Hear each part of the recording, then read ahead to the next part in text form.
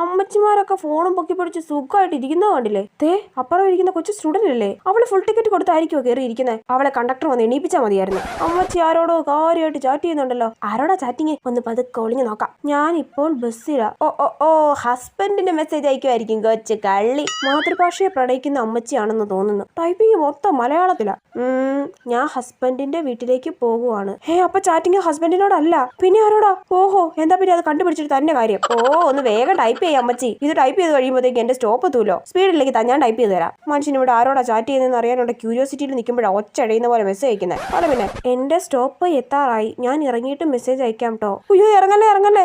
ആരാന്ന് പറഞ്ഞിട്ട് അടുത്ത സ്റ്റോപ്പിൽ ഇറങ്ങിക്കോ. എന്നാലും ആരായിരിക്കും അത്? മനുഷ്യനെ സസ്പെൻസിൽ നിർത്തിയിട്ടാണല്ലോ തള്ള ഇറങ്ങിപ്പോയെ. വോട്ട് ഈ കൊച്ചാരോടാ ചാറ്റ് ചെയ്യുന്നേ? നീ ലൈവായിട്ടാണോ ചാറ്റ് ചെയ്യുന്നേ? കാണിക്കടി നിന്റെ ചാറ്റൊക്കെ, ഞാനൊന്ന് പരിശോധിക്കട്ടെ. മൊത്തം ഇംഗ്ലീഷ് ആണല്ലോ. ഷെടാ, ട്രാൻസ്ലേറ്റർ എടുക്കേണ്ടി വരുമോ?